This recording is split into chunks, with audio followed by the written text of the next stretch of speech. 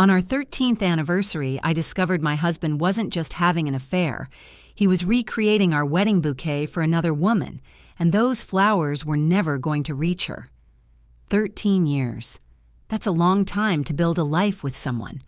Long enough, I thought, to know them better than you know yourself. 13 years of inside jokes, shared grief, late-night talks, and comfortable silences. 13 years of being Liam and Chloe, a single, unbreakable unit. Our friends called us the gold standard, the couple that proved true love wasn't just for fairy tales. I believed it. I really, truly did. Which is why the cold, slithering dread that had taken up residence in my gut for the past 6 months felt like such a profound betrayal, not just from him, but from the universe itself. It started subtly. The way his phone was suddenly always face down on the nightstand, the late nights at the office that started cropping up twice, then 3 times a week, the vague answers to simple questions. I'd ask how his day was, and he'd give me a one-word answer while scrolling through something I couldn't see. He'd angle his body away from me on the couch, creating a physical barrier where there had never been one before. I told myself I was being paranoid. This is what happens after 13 years, right? The spark doesn't just flicker. It sometimes needs a bit of a break. We were comfortable, maybe too comfortable. But a man doesn't hide his phone from his wife of 13 years for no reason, right? This morning was our anniversary, our 13th. I woke up early, my heart doing a nervous little flutter kick against my ribs. I'd hoped for a sign, any sign, that I was wrong, that the man I loved was still in there, behind the new wall of secrets and distance. He rolled over, kissed my forehead with the same detached affection he now showed the dog, and mumbled, "Happy anniversary, babe." Then he pointed to a plain white envelope on my nightstand. Inside was a gift card to a department store, $100. "I wasn't sure what you wanted," he said with a shrug, "so I figured you could pick something out yourself." My heart sank. For our 10th anniversary, he'd commissioned a local artist to paint a portrait of the spot where he proposed. For our 5th, he'd secretly planned a trip back to the little Italian village where we'd honeymooned. A gift card felt less like a present and more like a transaction, a settlement, an obligation fulfilled with the least possible effort. Still, I smiled. I thanked him. I told him it was thoughtful. The lie tasted like ash in my mouth. I gave him his gift, a beautiful vintage watch he'd been admiring for months. He looked at it, genuinely surprised, and said, "Wow, Chloe, you shouldn't have." The guilt in his eyes was a flash, but I saw it. It was the first honest thing I'd seen from him in months. He told me he had to run a quick errand for work on our anniversary. He promised he'd be back in time for us to get ready for our dinner reservation at the Oak Room, the same place we went every year. He kissed me again, that same hollow peck, and walked out the door. The moment the lock clicked shut, I was moving. The paranoia I'd been suppressing for months erupted into a full-blown, cold-blooded certainty. I grabbed my tablet. A few years ago, for safety, we'd linked our phones on a family tracking app, for hiking trips, for late-night drives. He was a creature of habit, and I was betting my entire 13-year marriage he hadn't thought to turn it off. I tapped the icon, my hand shaking so badly I almost dropped the device. His little blue dot popped up on the map. He wasn't heading towards his office. He wasn't on the freeway to the warehouse downtown. He was heading across town, to a neighborhood known for its trendy boutiques and charming little shops. I watched the dot crawl along the streets, my breath held tight in my chest. Then it stopped. It stopped and pulsed steadily over a single location. It wasn't a jewelry store. It wasn't a lingerie shop. It was a place called Petal and Stem, a high-end artisan flower shop, the kind of place you go when you want to make a statement. My blood ran cold. Liam wasn't a flower guy, not for me anyway. He'd grab a bouquet of carnations from the grocery store if I was lucky, usually after a gentle reminder. He never ever went to a bespoke florist. This was premeditated. This was for someone else. I threw on a jacket, not even bothering to change out of my sweatpants, and drove. I broke at least 3 traffic laws, my vision blurring with a hot, furious kind of tears. I parked across the street, my car hidden behind a large delivery van, and I watched. Through the huge glass window of the shop, I saw him. My husband of 13 years. He wasn't just picking something out. He was collaborating. He was talking animatedly with the florist, a chic woman with short silver hair. He was pointing at different blooms, a thoughtful, focused expression on his face, the kind of expression he used to get when he'd look at me. He was gesturing with his hands, describing something. A shape? A size? My heart wasn't just breaking, it was turning to ice, shard by painful shard. Then I saw it. The florist pulled out a cluster of delicate pink peonies and a spray of white freesias. My stomach dropped through the floor. Peonies and freesias. That was my wedding bouquet. He was recreating my wedding bouquet for another woman. He was taking our most sacred memory and gifting it to someone else. I watched, paralyzed, as they arranged the flowers into a stunning, romantic masterpiece. It was bigger and more beautiful than the one I'd carried down the aisle. He paid with his credit card, our joint credit card, and then he picked up a small, cream-colored card. He leaned against the counter, a pen in his hand, and a slow, genuine smile spread across his face. A smile of pure, unadulterated joy, a smile I hadn't seen directed at me in years. He wrote for a moment, then tucked the card deep into the blooms. He gave the florist the delivery address, an address I couldn't see, and walked out of the shop, leaving the bouquet behind for the delivery driver. He looked so pleased with himself, so proud. He wasn't just erasing me, he was replacing me, piece by piece. And in that moment, standing in the cold, I decided he wasn't going to get away with it. Those flowers, my flowers, were coming home. To me. But first, I needed to see what he wrote on that card. My feet felt nailed to the pavement. Liam got into his car and drove away, a self-satisfied little smirk on his face, leaving a bomb ticking in that flower shop. A bomb made of peonies and freesias and 13 years of lies. My first instinct was to run in there, screaming, and tear that bouquet to shreds with my bare hands. But what would that solve? It would make a scene, get me kicked out, and he'd just order another one. No. My rage was a cold, sharp thing now, not hot and messy. I needed a plan. I needed that card, and I needed that address.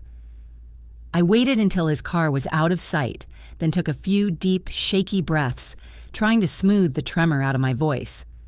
I pulled out my phone, opened my compact mirror, and fixed my face. I wiped away the tear tracks, added a slick of lip gloss, and pulled my messy hair into a passable ponytail. I had to look professional, unflustered. I practiced a smile in the mirror. It looked more like a snarl. I tried again. Better. I was no longer Chloe, the betrayed wife. I was his assistant. Yes, that would work. I walked across the street, the bell above the shop door chiming delicately as I entered. The air inside was thick with the scent of damp earth and sweet blossoms. It was an assault on the senses, beautiful and suffocating. The silver-haired florist was at the counter, humming to herself as she wrapped a different order. And there it was, on a staging table behind her, my wedding bouquet, super-sized, a monument to my own destruction. It was even more breathtaking up close. The peonies were the size of my fists, their petals a soft, blushing pink. The freesias were a cascade of pure white. The scent hit me like a physical blow, a ghost from the happiest day of my life.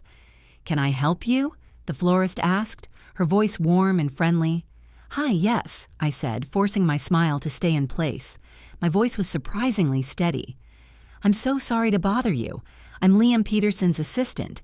He just placed an order a few minutes ago?" "Oh, yes, for the big anniversary bouquet," she said, smiling back. "It's a stunner, isn't it? Such a romantic." I almost choked. "He certainly is," I managed to say. "Look, this is so embarrassing, but he just called me in a complete panic. He's in back-to-back meetings and he thinks he might have written the wrong apartment number on the card. He asked if I could swing by and just double-check it for him before your driver takes it out. He'd be mortified if it went to the wrong place. Her expression softened with understanding. Oh, of course. Men, she said with a conspiratorial wink, so thoughtful, but the details sometimes escape them. Here you go. She walked over to the bouquet and carefully pulled the small, cream-colored envelope from its holder. She handed it to me. My fingers felt numb as I took it. My heart was hammering against my ribs so hard I was sure she could hear it. I slid the thick card out of the envelope, my back turned slightly to her to shield it from her view. The handwriting was his, that familiar, slightly sloppy cursive, and the words burned themselves onto my retinas. To my Starlight, I've waited so long for a new beginning. This is ours, all my love, L. Starlight. That was his name for me. It started on our honeymoon in Italy, lying on a blanket under a sky so clear you could see the Milky Way. He'd whispered it in my ear. You're my starlight, Chloe. The only thing that guides me home. He hadn't called me that in at least 5 years, and now he was giving it away. He was giving all of it away. Our past, our private language, our memories. They were being repackaged and gifted to someone new. I flipped the card over. On the back was the delivery information. Olivia Reed, an address in the brand new high-rise condo building downtown, the Azure, apartment 25B. A new plan, sharper and more vicious than the first, solidified in my mind. I couldn't let her have them. These flowers weren't for her. They were a message, and I was going to be the one to receive it. I turned back to the florist, a mask of relieved professionalism plastered on my face. Oh, thank goodness, I sighed, tucking the card back into the envelope. You know what? He got it all wrong, the apartment number, the whole thing. I gave a little laugh, as if this was all just a silly mix-up. He just texted me, a complete change of plans. His last meeting was canceled, and he wants to surprise her and give them to her in person tonight before their dinner reservation. He's asking if it's possible to just redirect the delivery to our home address. He'll grab them from there when he gets back. Of course, she said, completely unsuspecting. Not a problem at all. What's the new address? I gave her our address. The address of the home we'd bought together, the home where I was supposed to be waiting for him to celebrate our 13 years of marriage. I paid the extra delivery fee in cash to avoid a paper trail on our joint account. She promised they'd be there within the hour. I thanked her profusely and walked out of the shop, the delicate chime of the bell sounding like a starting gun. The drive home was a blur. I walked into our silent house, the gift card he'd given me still lying on the nightstand like an insult. I went into the dining room and stood by the table, our beautiful oak table that he had painstakingly refinished for me as a 5th anniversary present. I waited. 47 minutes later, the doorbell rang. I opened it to find a delivery man holding the most beautiful bouquet I had ever seen. For Chloe Peterson, he said. I signed the form, my hand surprisingly steady. I closed the door and carried the flowers, my flowers, to the dining room table. I placed them right in the center, a vibrant, fragrant declaration of war. I pulled the card from the blooms and set it beside my wine glass. Then I sat down at the head of the table, and I waited. The sun began to set, casting long shadows across the room. Just after 7, I heard it. The familiar crunch of his tires on the gravel driveway, the sound of his car door shutting, his keys jingling as he walked to the front door. The lock clicked. The doorknob began to turn. I took a deep breath, clutching the little cream-colored card in my hand. Showtime. The front door opened and Liam walked in, whistling a tuneless little melody. He stopped dead in the entryway, his keys still in his hand when he saw me. I was sitting at the dining room table in the dimming light, a single candle lit beside me, the monstrous bouquet dominating the space between us. For a second, he just stared, his brain clearly trying to process the scene. He saw me, he saw the flowers, and he saw the single place setting. His eyes darted from the bouquet back to my face, a flicker of confusion followed by a dawning, sickening horror. The whistle died on his lips. "Chloe," he said, his voice hesitant, "what's all this? Did you get those for yourself?" The lie was so audacious, so pathetically transparent, that a laugh bubbled up in my throat, cold and sharp. "Happy anniversary, Liam," I said, my voice eerily calm. I held up my wine glass in a mock toast. "To 13 years. He closed the door slowly, his movements stiff and unnatural. He walked toward the table as if wading through deep water. "Wow," he said, forcing a smile that didn't come close to reaching his eyes. "They're beautiful. A little over the top, even for you." He was trying to deflect, to act like this was normal, like his wife often bought herself $100 bouquets on their anniversary. "They are, aren't they?" I replied, my eyes never leaving his. "So romantic. Someone has exquisite taste." I ran a finger along the petal of a peony, the soft texture a stark contrast to the jagged ice in my veins. "I especially love the peonies and freesias. It's such a thoughtful combination. Reminds me of something. I just can't quite put my finger on it." His face paled. The color drained from his skin, leaving him looking sickly under the warm glow of the candle. He knew that I knew. The question was how. He opened his mouth, then closed it again like a fish gasping for air. "Chloe, You what, Liam?" I cut him off, my voice dropping to a low, dangerous whisper. "You were running an errand, a quick errand for work? Because this looks less like an errand and more like an investment." I gestured to the floral masterpiece, and here I was thinking this $100 gift card was the pinnacle of your romantic efforts this year. I picked up the offending piece of plastic from the table and flicked it across the polished wood. It skittered to a stop near his hand. He flinched as if it had burned him. "Listen, you're misunderstanding." "Am I?" I finally stood up, my chair scraping harshly against the floor. I walked around the table until I was standing right in front of him, so close I could see the sweat beading on his upper lip. I looked him directly in the eye, searching for the man I had married, for any trace of the person I had loved for 13 years. All I found was a stranger, a liar. Because I don't think I am. I think I'm understanding things with perfect, painful clarity for the first time in a very long time. I held up the small, cream-colored card.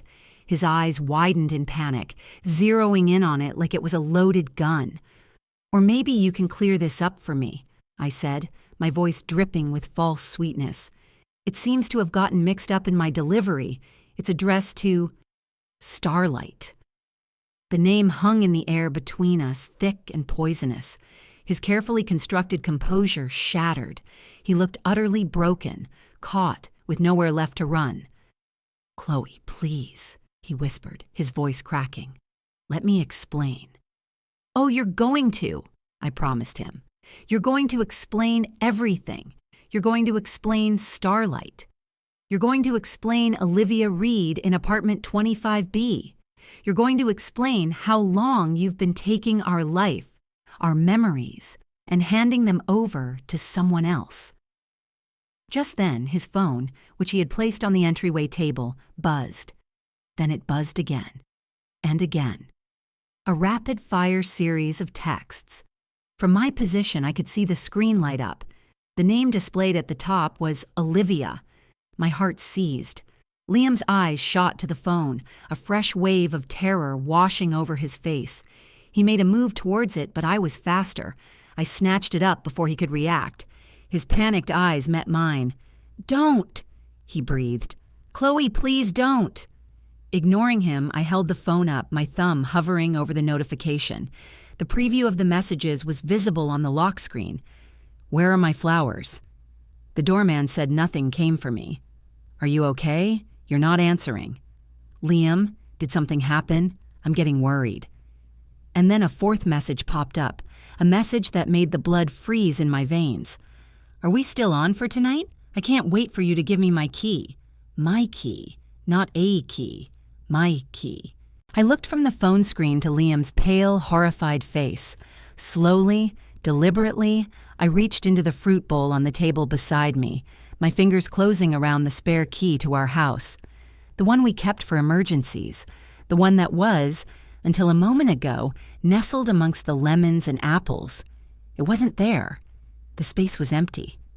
I looked at Liam, my expression unreadable. I had been so focused on the flowers, on the blatant romantic betrayal. But this was something else. This wasn't just about replacing me in his heart.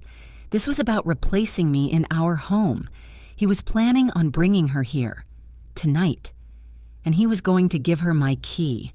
A cold, terrifying calm washed over me. The game had just changed, and I knew exactly what my next move was going to be.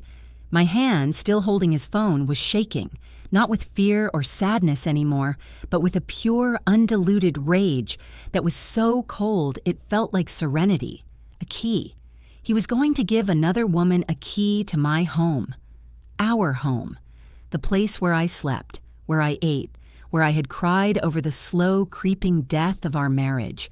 The sheer audacity of it, the profound disrespect, was breathtaking. He wasn't just cheating, he was staging a coup. "My key," I said, the words falling like chips of ice into the silence. I didn't look at him. I looked at the bouquet, this opulent, beautiful thing. It wasn't a gift for her. It was a trophy, a symbol of his victory over me. He thought he had won. He thought he could just swap me out like a dead light bulb.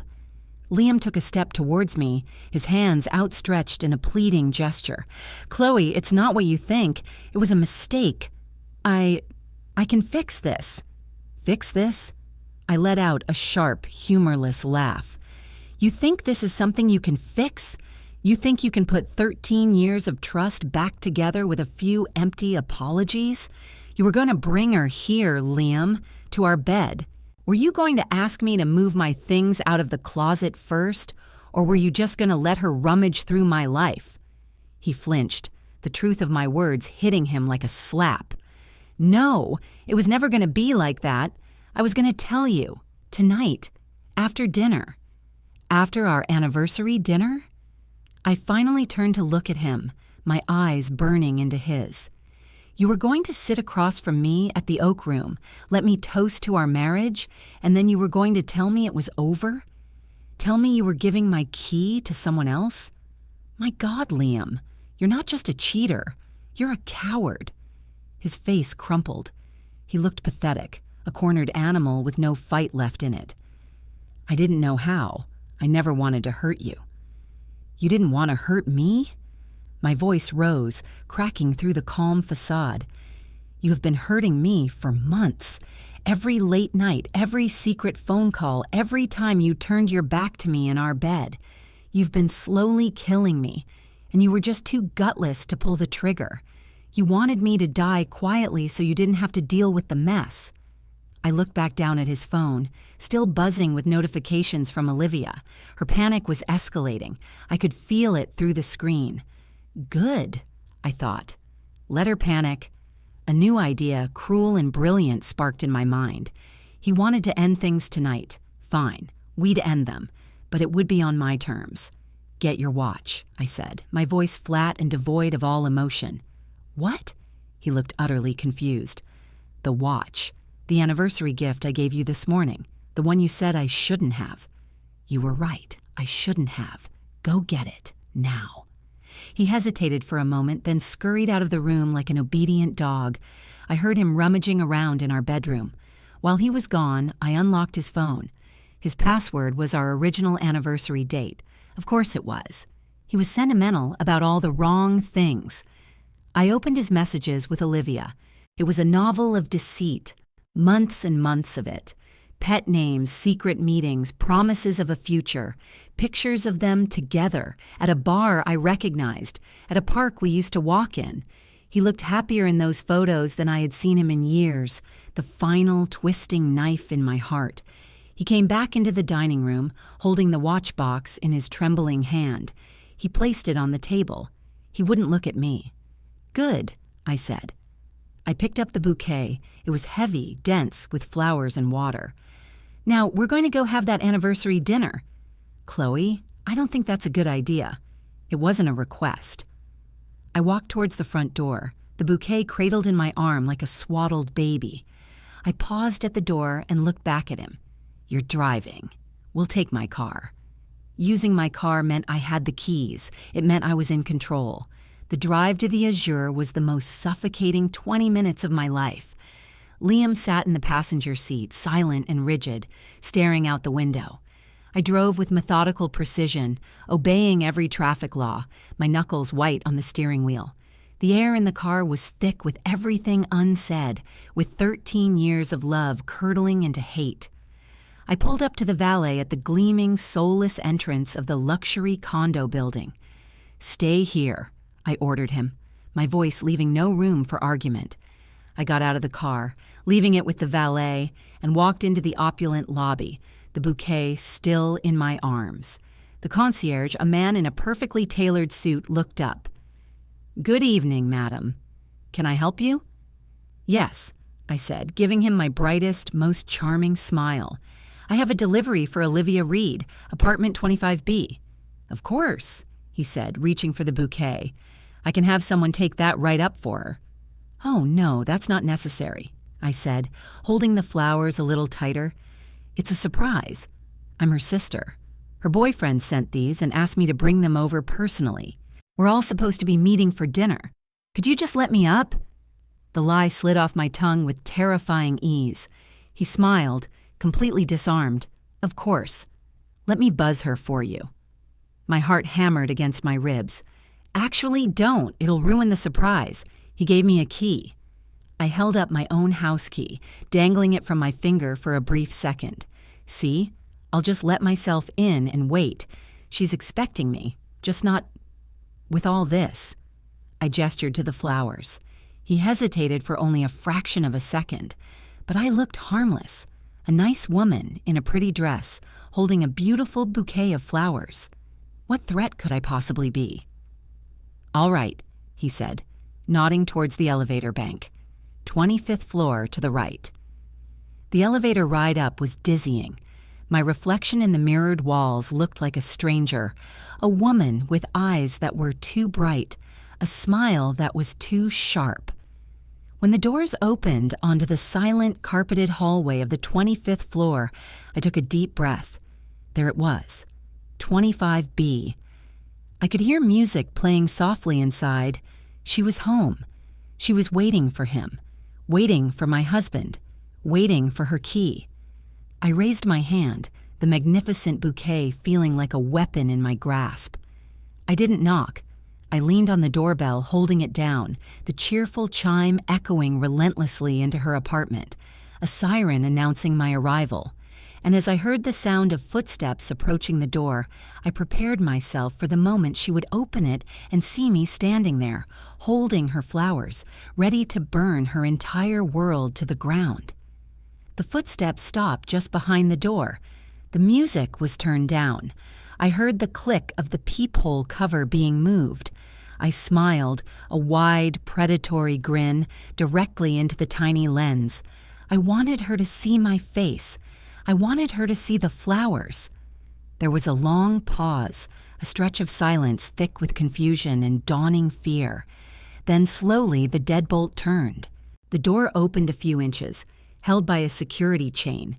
Through the gap, I saw her, Olivia.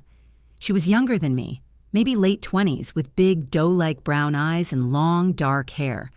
She was wearing a slinky red dress, dressed for an anniversary she had no right to. Her eyes were wide, darting from my face to the enormous bouquet and back again. "Can I help you?" she asked, her voice a little shaky. She didn't recognize me. Of course she didn't. To her, I was just a ghost, a nameless obstacle Liam had promised to remove. "Hi, Olivia," I said, my voice syrupy sweet. "I'm Chloe, Liam's wife." I watched the color drain from her face. Her jaw went slack. The doe eyes filled with panic.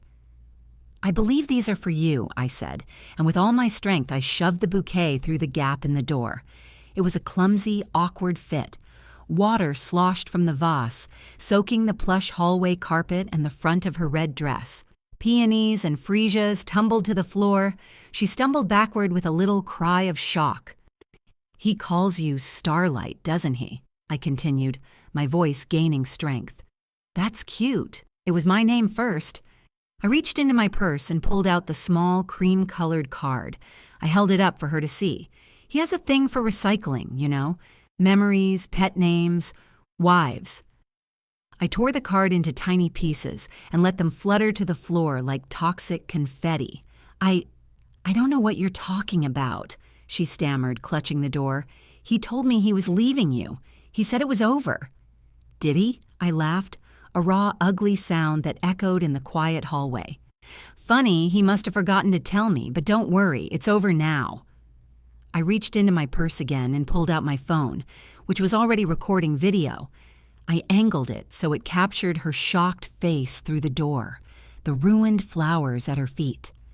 "Now, Olivia, you have two choices. You can either close this door and spend the rest of your night wondering if the man you're waiting for is ever going to show up, or you can come downstairs with me and we can clear this all up together. Your call." Her face was a mask of indecision. She was trapped. Before she could answer, I turned and walked back to the elevator, leaving her standing in her doorway, dripping with my husband's lies. I didn't need her. She was just a symptom. The disease was waiting for me in my car. When I got back to the valet stand, Liam was pacing frantically on the sidewalk. He saw me approaching, alone, without the flowers, and a flicker of desperate hope crossed his face. "Chloe, what did you do? Where are they?" "Delivered," I said crisply, handing the valet ticket back to the attendant. "Don't worry, I made sure she got your message." I walked past him and got into the driver's side of the car. He scrambled in after me. "What did you say to her? What did you do?" he pleaded as I pulled out into the traffic. I didn't answer. Instead, I drove us to the Oak Room, our restaurant. I pulled into the parking lot and turned off the engine, plunging us into silence. The familiar, warm lights of the restaurant glowed, patrons laughing and celebrating inside. It looked like a scene from another life. 13 years ago, I began, my voice quiet but steady. "You sat in that booth right there," I pointed, "and you told me I was your starlight. You said I was the only thing that guided you home. It seems you've lost your way, Liam." He finally broke. Sobs racked his body, ugly, gasping sounds in the confines of the car. "I'm so sorry, Chloe. I'm so sorry. I messed up. I know I did. Please. We can fix this. I'll end it with her. I'll do anything." I looked at him, at this stranger weeping beside me, and I felt nothing. The rage had burned out, leaving behind a cold, desolate clarity. There was nothing left to fix. The foundation was gone. "No, Liam," I said. "We can't. You didn't just mess up. You made a choice. You made hundreds of choices every single day to lie to me, to betray me, to build a whole other life behind my back. You chose to take what was ours and give it to her. You chose to give her a key to my home. That's not a mistake. That's a plan." I reached over and opened the glove compartment. I took out a crisp manila envelope and handed it to him. He looked at it, confused. "What's this?" "Those are divorce papers," I said. "I had them drawn up 3 weeks ago. My lawyer's name and number are on the inside. I was hoping I wouldn't have to use them. I was hoping I was just being paranoid. Thank you for showing me I wasn't." I also handed him the vintage watch he'd left on the dining room table. "And this is yours. I don't want it." He stared at the envelope as if it were a snake. "Chloe, no, please. Don't do this." "The papers are already signed on my end," I said, ignoring his pleas. "All you have to do is sign. I'm not going to fight you for the house. You can have it. You and Olivia can fill it with all the peonies you want. I've already packed a bag. I'll have the rest of my things moved out by the end of the week. My lawyer will be in touch about the rest."